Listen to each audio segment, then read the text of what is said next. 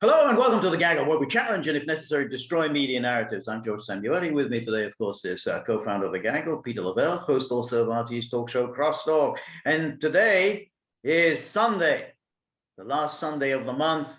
And what does that mean? That means it's time for us to sort out the good guys from the bad guys in this world. We are about to embark on the thumbs ups and thumbs downs for the week. So I'll go first. My big thumbs down, I think, there are many thumbs down this week, but I think big thumbs down is President Biden. President Biden, I think, has had an opportunity to present a cogent, clear, coherent view of what he's doing and why he's doing it. Instead, he has been all over the place, much as he was, incidentally, during the campaign, because during the campaign, he never really specified whether he intended to implement Trump's withdrawal agreement with the Taliban or not. And happily, the media would let him glide by and evade all of those issues.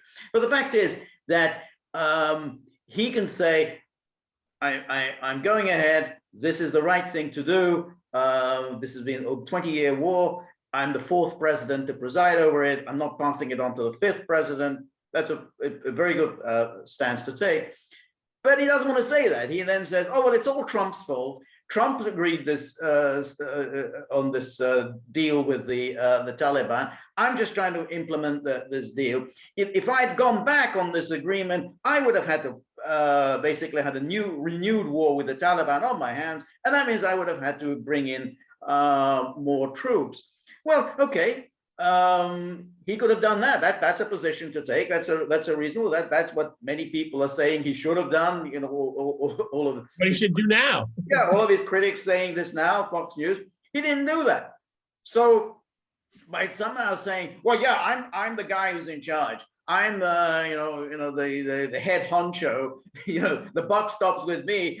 But it's all Trump's fault, and I can't possibly go back on Trump's agreement, even though Trump had gone back on the Obama-Biden agreement on the JCPOA. Oh, I can't do that. And even though he has gone back on all sorts of other Trump policies, he has come across as a very weak, ineffectual, and fatuous leader. Yeah, you're absolutely right. I'm glad you made the comparison to the campaign, because that was completely scripted, and everything up until last week was scripted as well. Apparently, and for obvious reasons, you can't script this. This is something that has ended up being bipartisan. It's one of those weird things, okay? And bipartisan for the wrong reasons, okay? Bipartisan favoring the military-industrial complex, the forever war, mono party in Washington. It's brought everyone together for the worst possible reasons. And it's all because of the optics. You and I have said this from the very beginning of this mini crisis here. It's the way you manage it. And his underlings are just complete buffoons. Do they ever compare notes before they go out? They're always lockstep in everything else, George, except for this one, okay? Right. So it kind of brings up mine. It's what I find really quite odious is that you see a great part of the media jostling for a new war, okay, or to end this. I don't know how you interpret it, but airbase. We need to take that back. It's never clear to me. I listened to it all this morning. Yeah. Take it back for the evacuation or keep it forever. They never say. Right. So they just can't let it go. They can't let it go, and it shows repeatedly, irrespective if it's Trump or Biden, is that you have the media, the mainstream media is the stalking horse for the forever war mono party, okay? And they get clicks out of it. You have to admit, this is what CNN was designed for, these kinds of stories, okay? And they love it, okay? Drama and all that, and pointing fingers and bringing on all these guys that used to have brass and all of that. Also for me is that the media It was only important until a week ago, George. For 20 years, it wasn't important. It wasn't important for 20 years, except for the last week here. So it shows that not only do we have a president that's AWOL here, we have a media that is completely discredited itself and pursuing a narrative without any kind of self-reflection that it has avoided doing for 20 years. Well, I think that's it. And I think that brings up the issue of the alternative program, which is, like the opposition. So there is Trump, who is saying, well, it wouldn't have happened under me because, I'm a tough guy and my withdrawal agreement was conditions based. Well, you can go through that agreement and, you can argue about it, but it's fairly clear that the only conditions that actually referred specifically to this issue of American withdrawal was the Taliban not targeting US forces, the Taliban not harboring terrorists targeting the United States during this withdrawal. Now, yes, there is talk about an intra-Afghan dialogue and a universal permanent ceasefire, but it's not conditioned on that. I mean, you can read it over and over again. There's only 4 pages. It isn't conditioned on that. Now, Trump can then say, well, if I'd been there, I would, and they'd launched an offensive, I would have bombed them back to the Stone Age. I would have done this, this, and this. Well, the problem, let's say he would have done that. Let's say that's true, and he would have done that. The end result would have been still the same. I mean, Nixon did some of that. Remember in January 1973, when he wanted to, when he wanted to try to put some vim behind the Saigon government, to say, hey, we're right behind you. Look, I'm a tough guy. If North Vietnam, breaks this agreement, I'm going to be, bomb them, to Hell Kingdom Come. And he did that. He sort of did that. That was the Christmas 1972 bombing. But the end result was still the same. And I mean, Nixon subsequently said, well, if I'd been president in 1975, I would have launched the bombings attacks on the North. Well, okay, let's again, supposing, no Watergate, no impeachment, he was still there at the height of his powers, maybe he would have done that. But the end result in 1977, when Nixon was already out of office, would have been the same. So you can just talk about how, well, it wouldn't have happened under me. I would have done this, this, and this. The end result would have been the same. Once you've withdrawn, you're done for. And this conditionality, that the Taliban had to go into negotiations with the Afghan national government. Well, it was the Afghan national government that said no, okay? Right. It wasn't the Taliban, right. Okay? So, I mean, I agree with you. I mean, listening to Trump and his surrogates saying, if I had been there, I just kind of, my eyes glass over, I kind of drift away, maybe get up and get another cup of coffee because I don't really care. I don't care about counterfactual whatsoever. And I am in lockstep agreement with you. For the most part, this is what it was going to look like anyway, okay? You can waste all these hours and hours and hours of second guessing, and it doesn't change anything, in my opinion, whatsoever. Right. Yeah. Okay, go ahead. So my next thumbs down is this extraordinary thing that here's the military who apparently were unprepared for anything, unprepared for the Taliban, unprepared to provide support for the Afghan forces, unprepared to train them properly, unprepared for anything. The one thing they've been prepared for is the evacuation. So we have this, of whom? Of whom, exactly, of whom. Now, the numbers are quite staggering, but in this news conference, I think it was on Friday, the guy who's the head of NORAD, he said that, what was it? So, the number of military, so today our total capacity at these 4 installations, so to list these 4 US installations, is approximately 21,000 and growing. We're steadily working to increase capacity to 50,000 by September the 15th. Then the number of military installations supporting this effort could increase in the future. And then the request for assistance from the State Department and the Department of Defense means that we will be providing culturally appropriate food, water, bedding, religious services, recreational activities, and other services such as transportation from the port of entry to the location of accommodations, and some medical services as well. And then he says that, we will be, again, they're not specifying just that it's just going to be for the people who hold these visas. These are for all at-risk Afghans. And then says, in addition, the Department of Homeland Security is working to conduct a screening and security vetting for all SIV applicants and other vulnerable Afghans in the fastest way possible. And it says, that process involves biometric and biographic screenings conducted by intelligence, law enforcement, counterterrorism. But what does it all mean? It means you're bringing in hundreds of thousands. Once they're in, they're in. You cannot deport them. There's no way you could screen them, but it's fascinating that all that they're organizing, television, culturally, the halal food, religious services, football, in the afternoon, probably some Netflix in the evening. Very, very nice. No one in America is getting all this. So it's amazing that this they're organizing. This, you can see all of these departments are working on to get all these people out. Nothing else. So they're organized.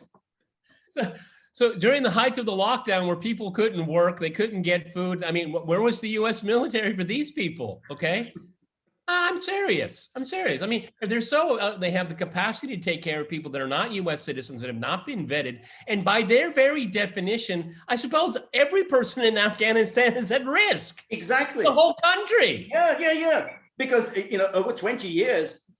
Just about every Afghan must have, in one way or another, had some kind of an encounter with an American. And they say, I acted as an interpreter. He asked me where the train station is, and I had to explain it to him. I'm at risk. I collaborated. It's just absolutely ridiculous. So after 20 years of this fiasco, the only thing that they are going to claim to have accomplished, evacuating people that we know nothing really about. I suppose that's the crowning jewel. It is the crown jewel, exactly. Yeah. That's right. And then I will continue with this later in one of my points. Okay. I want the Marine lieutenant that spoke out. Lieutenant Colonel. Yes, is a gentleman named Stuart Schiller. Stuart Scheller, yeah. Scheller. Okay, well, he got the boot after, I guess, immediately after he posted it on social media. This lieutenant colonel's pretty high up in the chain, guys. And, that's pension stuff. That's everything. I mean, that means he made it across the Rubicon. I mean, he had a gig that he could have exploited. Right. And he looks in better shape than Lieutenant Colonel Alexander Vindman, but go on. Well, that's an important point, actually. Exactly. He looks like a military person. It looks like he'd been to places. Right, okay? Exactly. He had kind of that, experienced look on his face. Okay. And I don't think he has any kind of sense of dual citizenship like Mr. Vindman. I don't think so either. Yeah. But that kind of gross honesty is exactly what we need. And there was a time in the military where that would be accepted, where you would be protected and can say, we're going to open an investigation. You have valid claim. You have First Amendment rights when you're in the military. Okay. It's more confined, obviously, but you do. Okay. This person has lost his career for telling the truth. This is a variation, very mild variation of Julian Assange, in my opinion. Okay. Speaking truth to power. And what does power do? They punish you.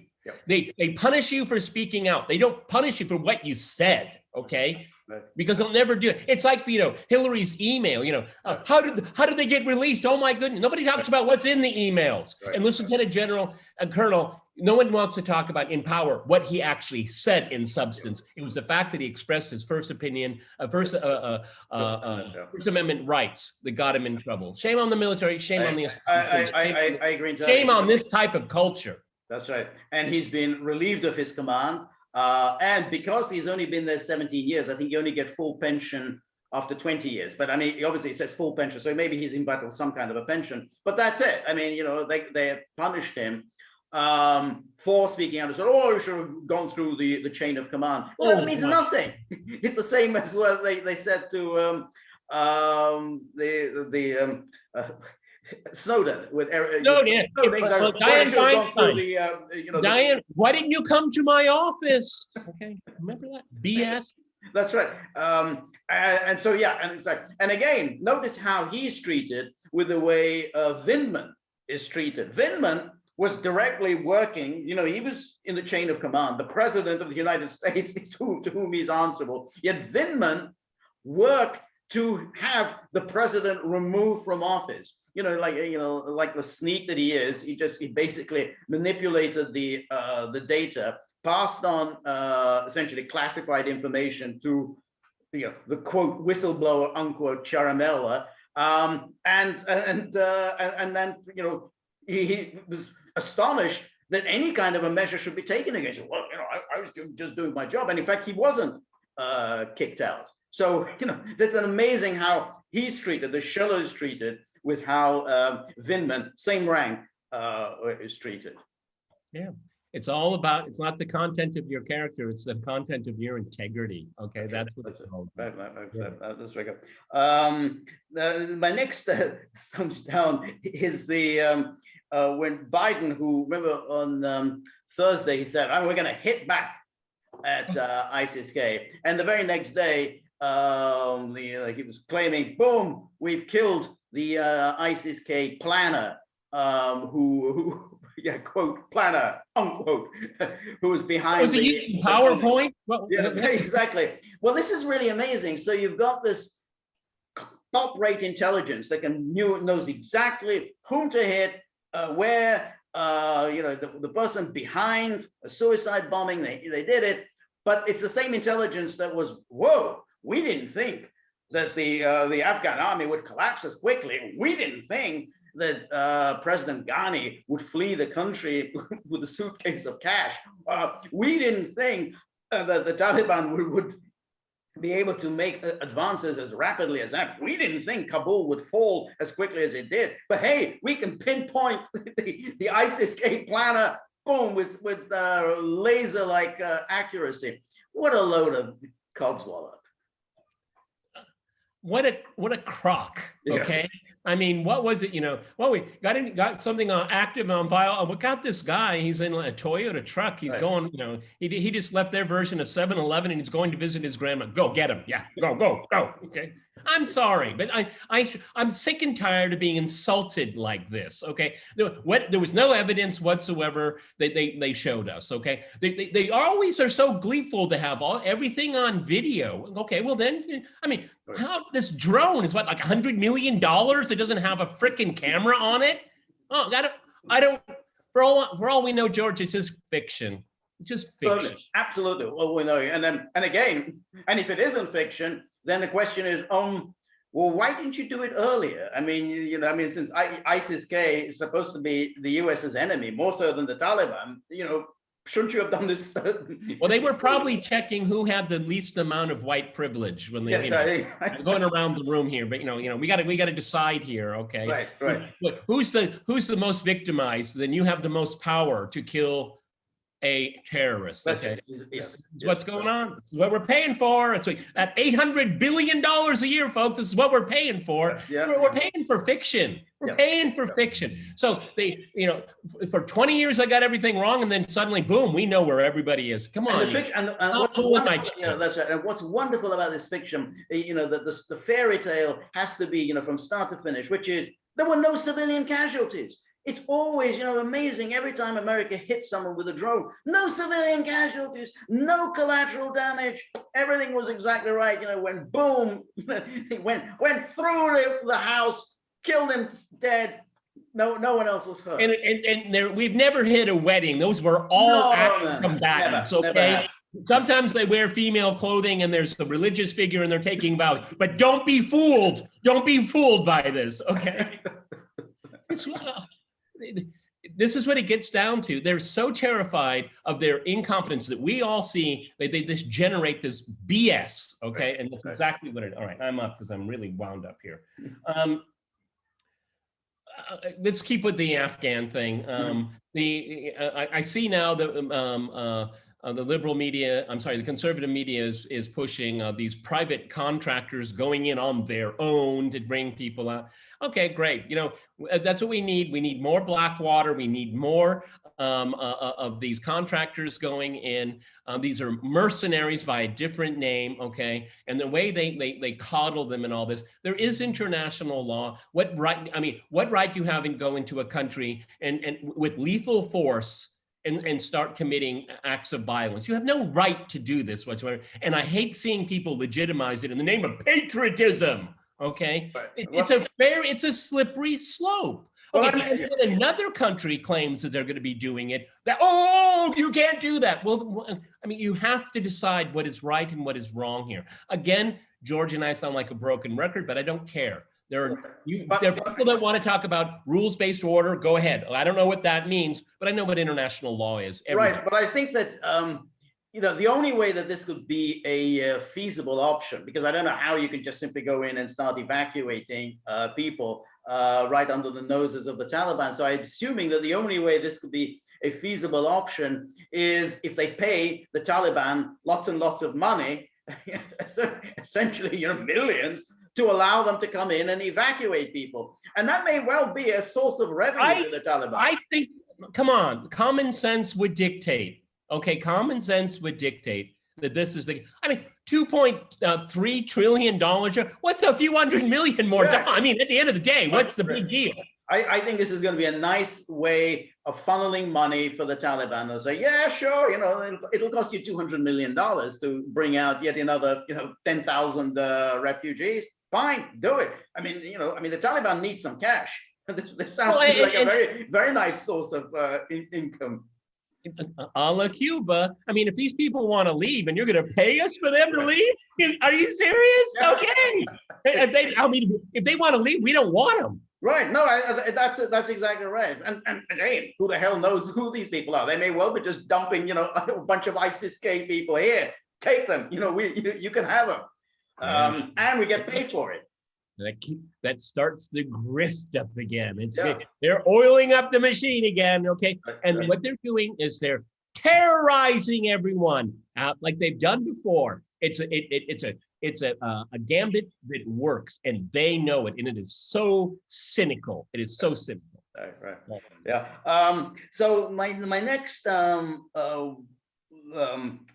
down. It's something we talked about earlier this week about the intelligence, quote, intelligence, unquote, report on the origin of the COVID virus. And they say, we don't know.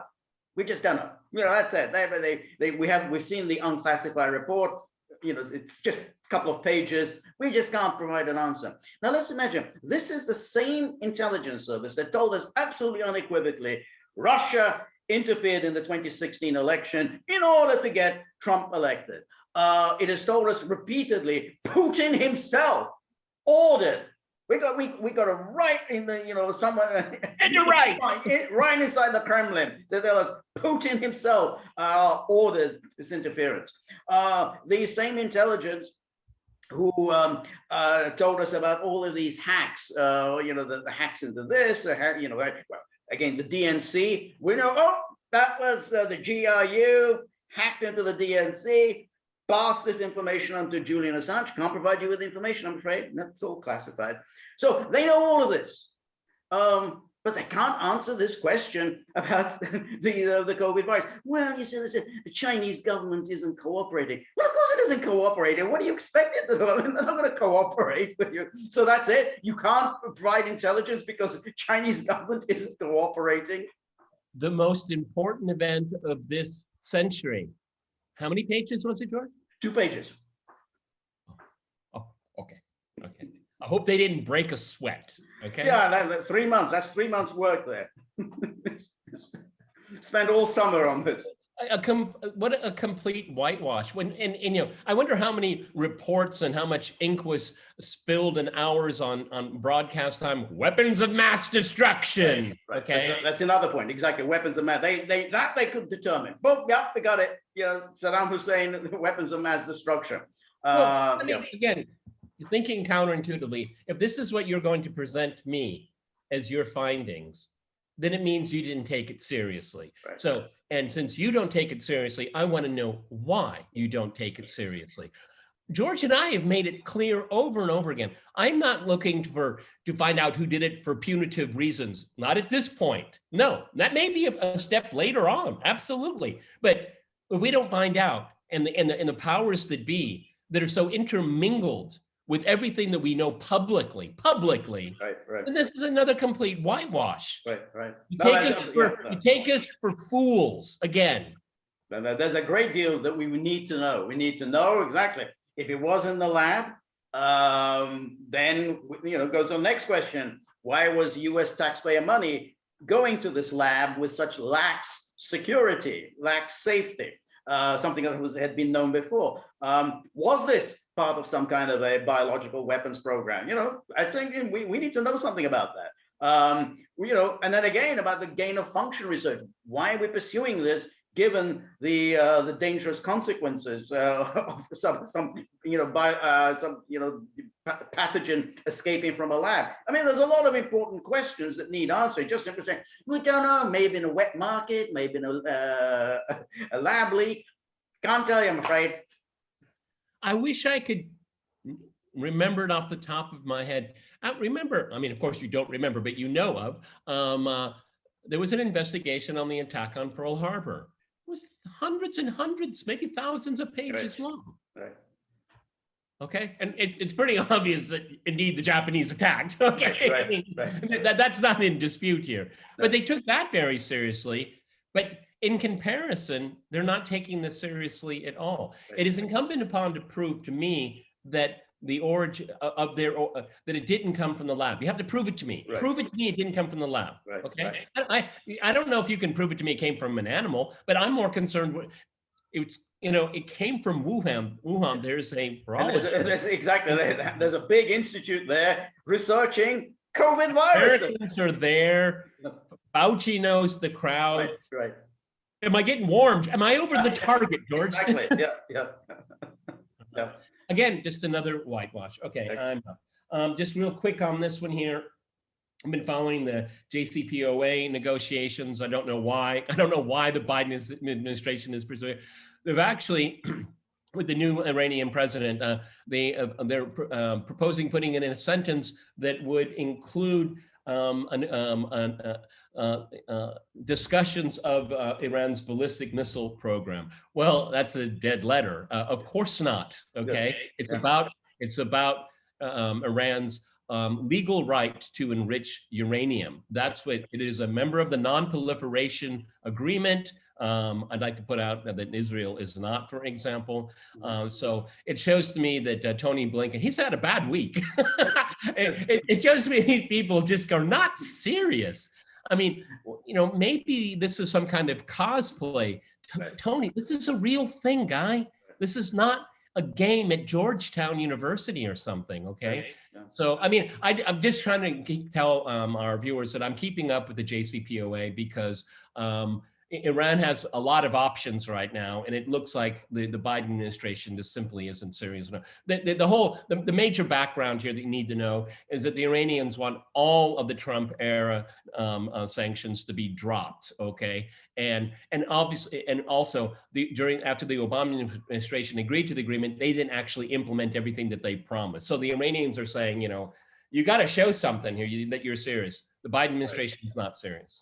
Right. No, I don't see any real incentive. I mean, almost from the beginning, I've never really seen any great incentives on either side to re-enter the JCPOA. I don't think it was ever a feasible notion that the Biden people were going to drop all of the sanctions. I mean, they've said, oh, well, we'll drop the JCPOA related sanctions, but not the other sanctions. So like, the other sanctions that the Trump administration imposed, such as on the central bank and the funding of the quads and and so So designation of the Revolutionary Guard. Yeah, exactly, the Revolutionary Guard, exactly. So all that, those sanctions, the Biden administration said we'll keep those in place. We would only remove the sanctions that were JCPOA related. And so Iran obviously said, no, that is unacceptable. But then, the Biden people started bringing up the ballistic missile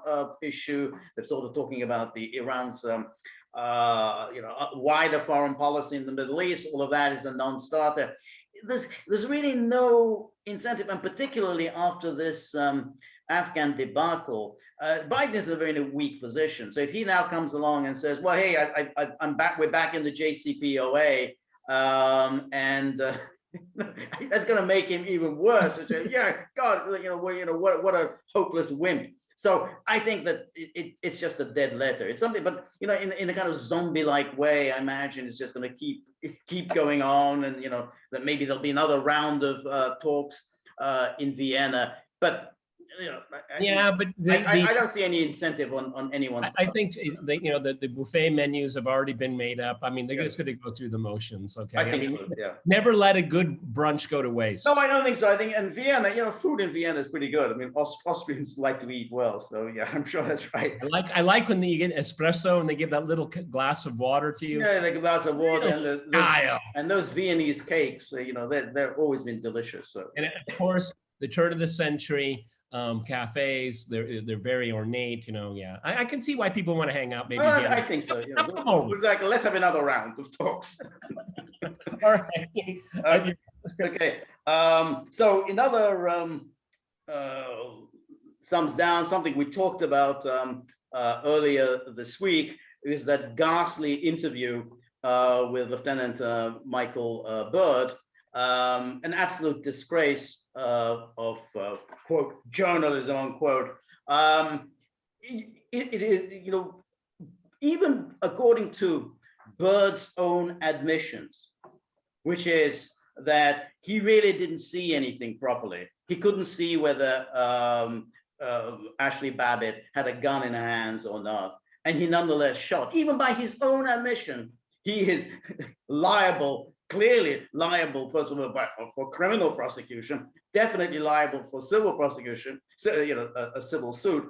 And then you have to ask, how the hell given what he has himself said in the interview, how the hell did the DOJ said, no, we can't really prosecute him.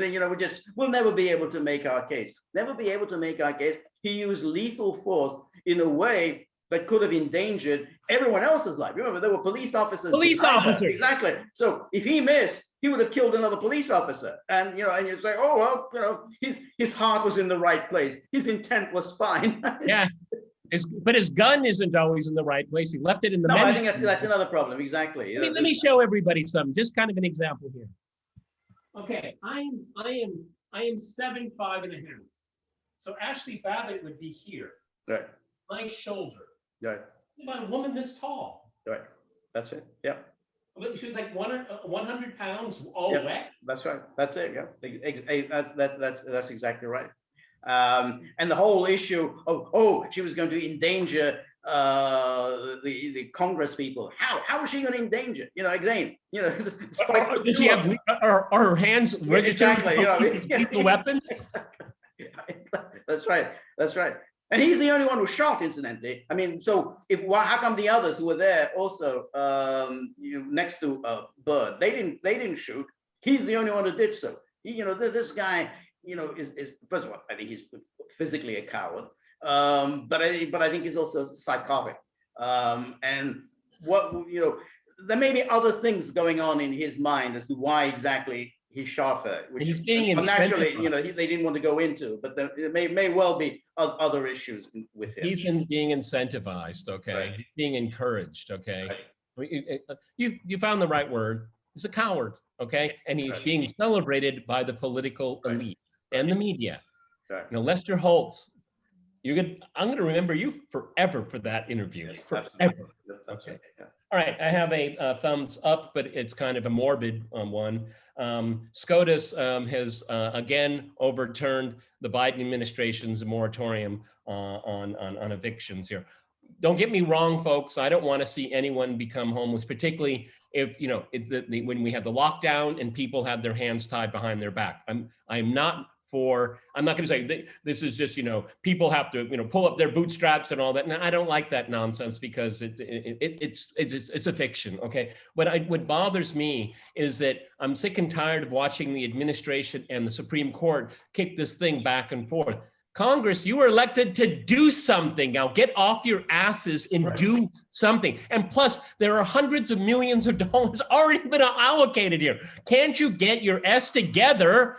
Right. But the thing is, but the point is this: when is the moment when you can expect people to start paying their rent? I mean, you can basically just simply say, well, that's it. Whenever you make some money, make some rent. Because after all, most landowners are not giant, owners, corporate owners of big buildings, and the people pay whatever tens of thousands on rent. They're just mom and pop landlords.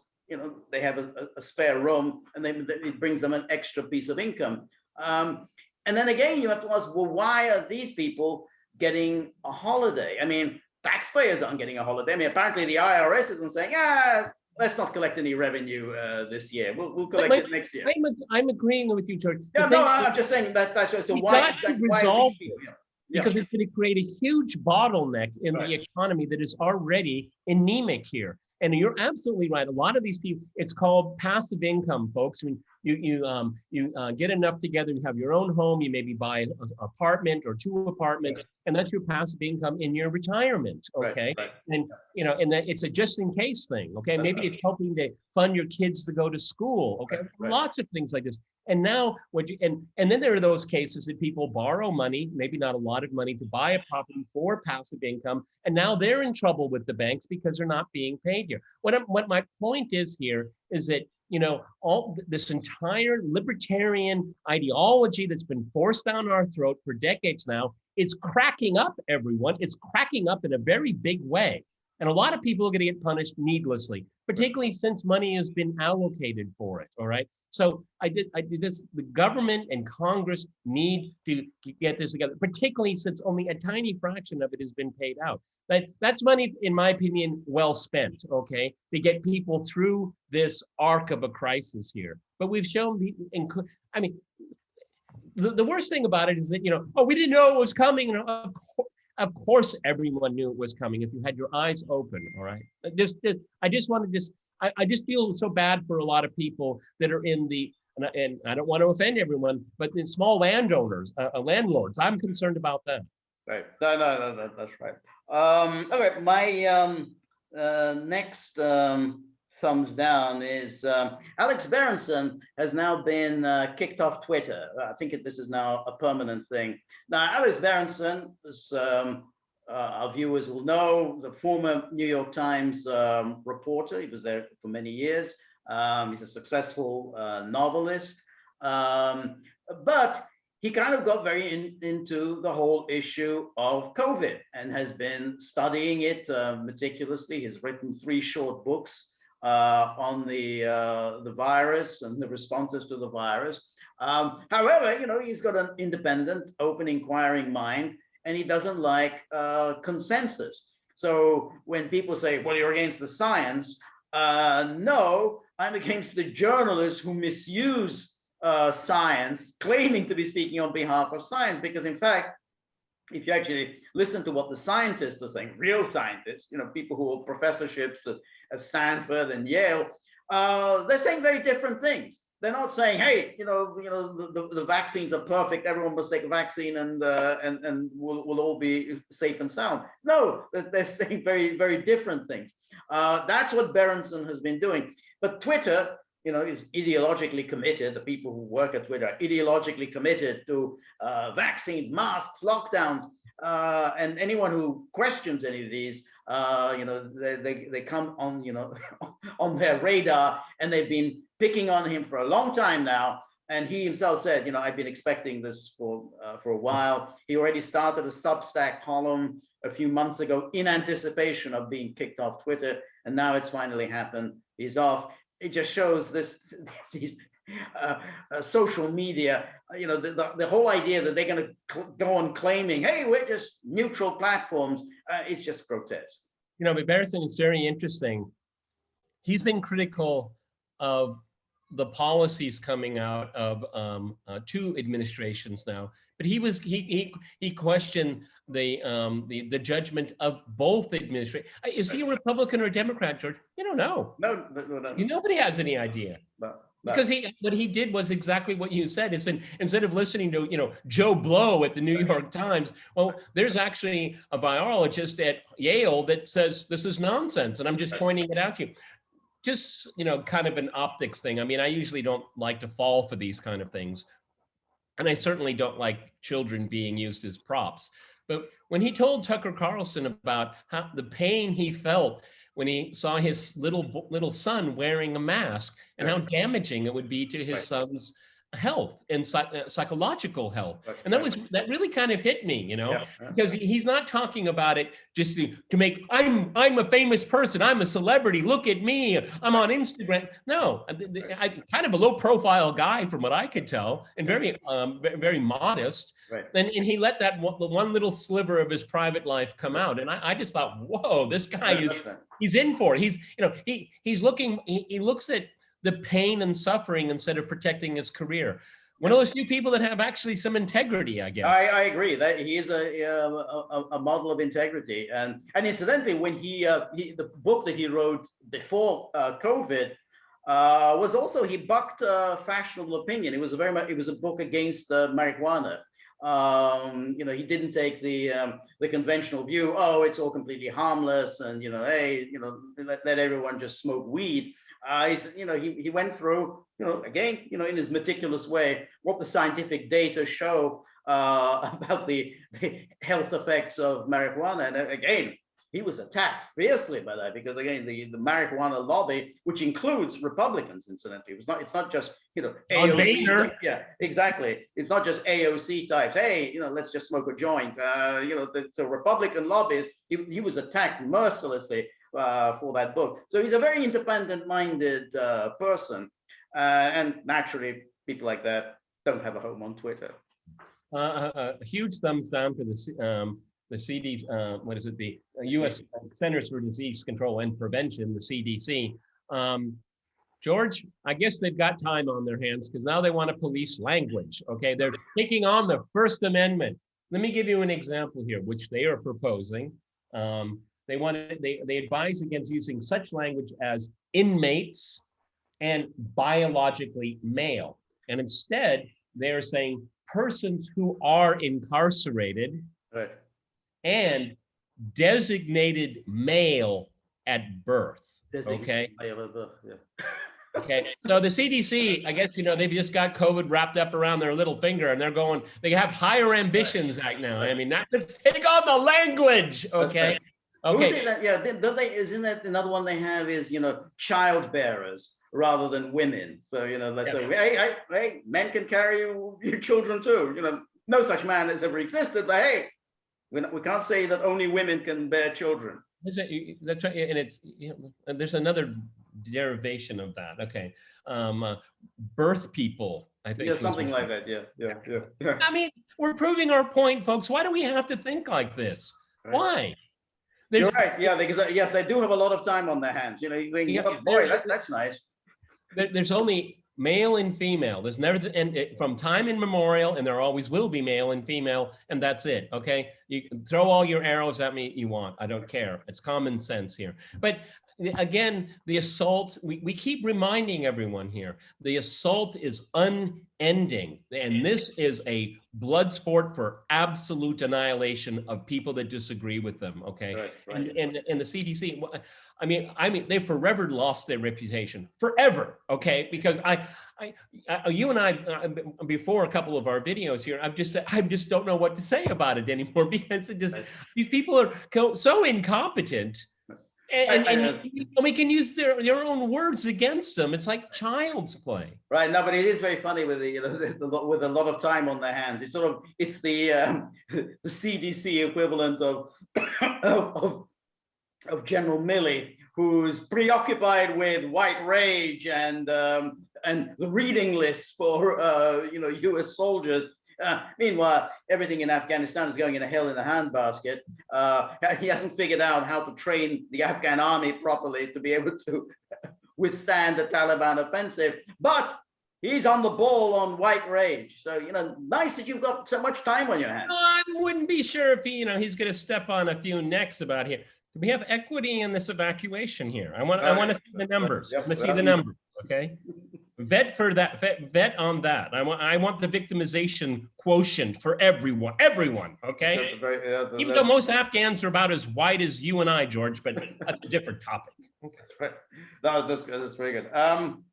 So my next, my next thumbs down. I mean, this you may not be that interested in this, Peter. This is this practice of in football in the UK, but it's spreading elsewhere, of taking the knee before a match. So something, just before the kickoff, all 22 players and the referee and the linesman, and then also the coaches and the managers, everybody takes the knee. And it was basically taking the knee like Black Lives Matter, and presumably also a protest over what happened to George Floyd. But that was already more than a year ago, and now it's become a part of the football culture in the UK, and no one can do anything about it. And then you really ask, when you're protesting, and then so what, when they're asked, well, why are you doing this? It's well, we're protesting racism.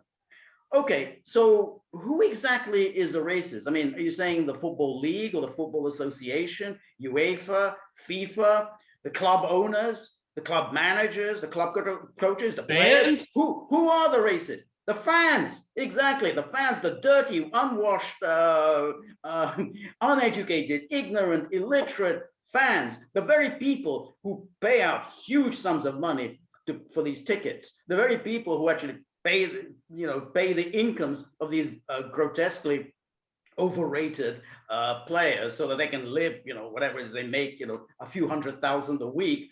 Those people, that's what they're protesting.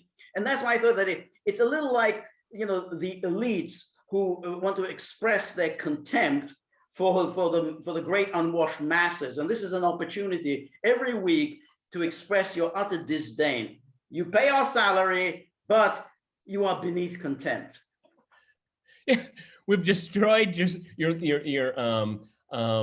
any hope that you have in the future for yourself and your children. Yes. You've decimated the economy. You'll be lucky if you get gig work for the rest of your life. Particularly in the American sense, no hope for any kind of health care. Education is way out of your grasp. And if you even had money for it, they would brainwash your children. So we just want to add one more thing. We want you to take a knee. Okay. Right. Exactly. I mean, again, this is a form of humiliation. Yes. We go back. I don't want to open up a can of worms here, but it for me, it's all connected to why was Trump elected in 2016? No one wants to talk about that. Right. And they're doubling down. Now take the knee. That's it. Exactly. That's it. And that's it. It is a kind of the elites who feel they need to express their utter disdain and their feeling of superiority toward the masses. And of course, we can extend this to, all sorts of other areas like COVID. I mean, they seized on COVID essentially to sharply curtail everyone's personal freedom, but that's good for you. So yes, you can't go out of the house. You have to wear a mask. Your children can't go to school. Your children have to wear a mask. You can't see your aging granny, but it's all good for you. Do as we tell you. Of course, it doesn't apply to us. When we go to expensive restaurants, we don't wear our mask, but you great unwashed masses, you do as you're told. It's good for you. You know what they're terrified of, George? The thing that terrifies them the most is that they use this linguistic gobbledygook to try to keep a part of their coalition black and brown, which is unstable, for them right now. I agree. And working class, which they basically just chucked. They just, I mean, for every person in the working class, we'll get 3 people in the suburbs. That's their whole mentality. Right. But what they're terrified of is their unstable coalition a middle class that is now completely politically homeless, and Trump supporters actually sitting down and talking. That is what they want to avoid. Yeah. That's what they're terrified of. That's why take the knee, get rid of Dr. Seuss. They keep focusing in on that because you know what? If you get, this broken, demoralized middle class, and then you look at the section of it that is Trump supporters, they're going to actually say, yeah, we got a lot in common. That's a very good point. They're terrified of it. That's a very good point because, and here, the Marxists were always absolutely spot on in their analysis because they said there really isn't any ground for white people to hate black people. The only reason there is hatred is that the capitalists use black people as a cheap source of labor. That's it. There's an economic component why people have a resentment against blacks. But otherwise they're both on the same page. They want to make more money. They want to earn money for their families. That's it. But by essentially making it, whites and blacks, it's all racism. They all hate each other. There's an ingrained thing of systemic racism, blah blah. You're just causing division among people who basically are united. They're on the same page. They want the same things. We're going to surprise everyone here, but class struggle is a real thing, folks. Okay, it really is. Right. And what they want to do is they don't want anyone to have the realization, the consciousness that this is a class struggle, and all they do is they shift it to the culture wars, and the damnedest fools in the Republican Party fall for it every single time. Absolutely. Okay. Yeah. And that's why they're just dangling things in front of us all of the time, getting us all wound up to talk about something that we all need to start talking about. No, and Trump, exactly. in his bones, knew it. He Yes. just didn't articulate it very well. No, I agree. Yep. I think you're up. All right. Just kind of a stepping back and looking at Afghanistan over 20 years. There was one huge experiment by the neoliberal class. All you need is algorithms, and you need data points, and let's crunch those numbers, okay? And let's bring in these NGOs, okay? And if we can make the Afghan women and men talk differently, they might think differently. And democracy is the solution to all of their problems. They spent hundreds of millions of dollars on democracy that never, ever took root. No one understood it. And then once they realized it wasn't going to work, they just stole the money. And it turned into the biggest grift, well, one of the biggest grifts in Afghanistan. It is so astounding how they looked at this poor country, very, very pre-modern in many, many ways, and thought this would be the perfect laboratory for their dead-end ideas, okay? That's what we get with all of this here, is that we have a ideology that looked at this as a blank sheet.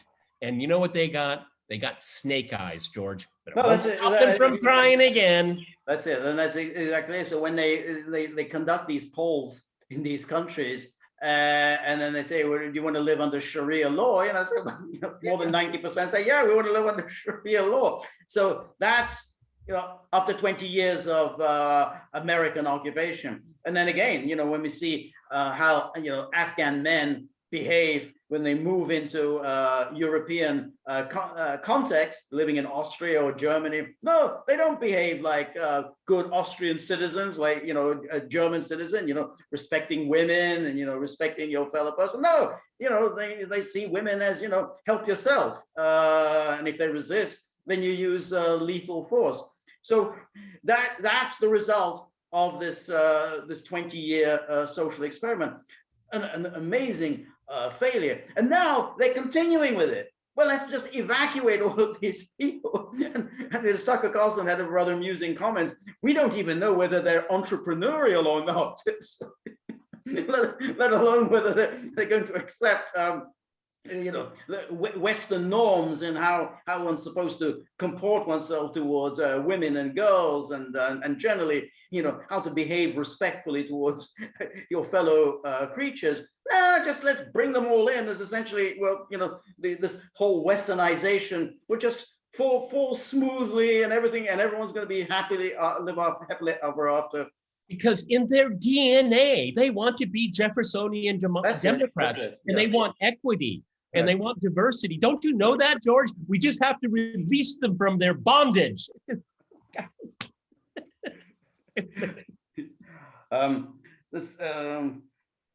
I think I'm kind of done. I think I don't have any more. So. Actually, I am done as well. Okay.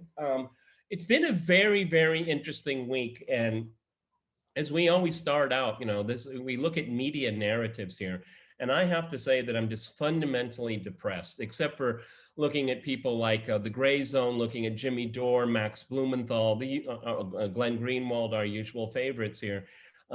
Hasn't made any impression on the mainstream media at all. They like I keep saying, after this whole story has been over the last 2 weeks. No, it's been 20 years, okay? And no one wants to talk about how they were culpable, and they bring on the same useless slugs that try to explain it to us, okay? And they're at the very epicenter of this problem here. And because of the phenomenon known as Donald J. Trump, George W. Bush actually gets a free pass in 2021. Yeah, no, it is kind of very amusing. There's an op-ed today by Corey Shaker, I'm not quite sure how to pronounce her surname, who worked in the George W. Bush administration. And she, of course, takes aim directly at Trump. Is that Trump signed this terrible agreement, this is awful, it's all his responsibility, which means that, according to her, as a person in the Bush administration, we should be there for another 20 years with a view to what? What exactly we're going to achieve in the next 20 years that we didn't achieve in this 20 years. So it essentially becomes a kind of this permanent imperial mission, which we have to rule over the rest of the world in perpetuity. Well, the fact is that the European colonialists decided after World War II they were going to liquidate their empires. They didn't think they were going to leave behind democracies and places where women's rights were respected, and there'd be a rule of law and Westminster style democracy. They just simply packed up and left. They say, we're not interested in the white man's burden anymore, and that's it. That's what you have to do. I mean, you have to sort of bite the bullet to say, we're not going to run the world. We have a nice country ourselves. Let's just focus on that and start involving ourselves in affairs that we don't really understand and don't know much about. Yeah. And from what we know from the Afghan papers, they didn't actually learn anything, right, except for how to build a very corrupt klepto state that they personally benefited from. Okay, they personally, keep in mind, 80 to 90% of that $2.3 trillion allotted for Afghanistan came back to the West, back to the US. So my opinion is that they want this to keep going on because they're going to miss the grift, because they haven't gotten one really of that magnitude to replace it. But though I would say the imperial reach is one huge grift. My opinion, okay? Well, there's a lot of money in that because you have all this think tank land in Washington, and these think tanks are funded by the aerospace industry. They're funded by the missile manufacturers. They're funded by big tech. So there is a lot of money. And if you were to say, well, we're not going to get involved in other countries' affairs anymore, then this think tank land would start to shrink. What about the women, George? Yeah, what about the women? Yeah, the women. So that's it. We're going to, we find new things. The women, the Kurds, the environment, exactly. Global warming. We're going to have to save people from global warming. The one thing, incidentally, that they don't plan to save anyone on, which is a kind of an interesting issue in itself, which is you've got a big demographic changes throughout the world. You have parts of the world, such as Europe in particular, which have very low birth rates. Parts of the world, Africa, Afghanistan, incidentally, and many which have very high birth rates.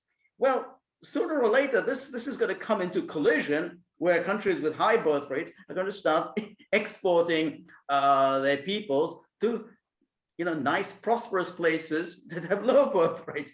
And now that think tank land does not plan to address, how are you actually going to protect this rather nice part of the world, Europe and the United States? How are you going to protect it from the masses that are going to be coming within the next decades to enjoy these nice, prosperous lands? Yeah, yeah. Well, thinking ahead isn't one of their strong suits, George. No. Okay, it's the grift of the moment. Okay, right. And if you don't believe that Western culture has anything to offer, you don't believe in borders, you don't have any traditional values, you don't think that women actually really exist. Okay, they're just a construct, as the structuralists will tell us. Then why would you care? All right, everybody, that's been thumbs up and thumbs down for this week. It's the crowning moment of our week. We really enjoy it. Some people got off easy, and we got some people, exactly. Some people can breathe a sigh of relief. They're safe for another 7 days. There are people on our radar, believe me. All right, everybody. We're on local, so go to thegaggle.locals.com. George and I have done our first super chat. We're scheduling tentatively to do a next one on Friday. Friday might be our niche. The store is up. We're doing, we've already done a series of Q&As. George is on the live stream. And we do have something called the tip jar, which is being neglected, I must say. Yes. I have to pass it off, is on August, okay? So in September, go into that wallet of yours and, sprinkle a little bit. Exactly, because, many of us, Buddy included, live off these tips. And when the tip jar is empty, our hearts are empty as well. So, but in all seriousness, anything that you can do would be most appreciated. We don't have billionaires supporting us, so rely on the kindness and generosity of our Gaggle supporters. So we appreciate all that you've done. And remember, if you like the Gaggle, please like, share, and subscribe. See you soon. Bye.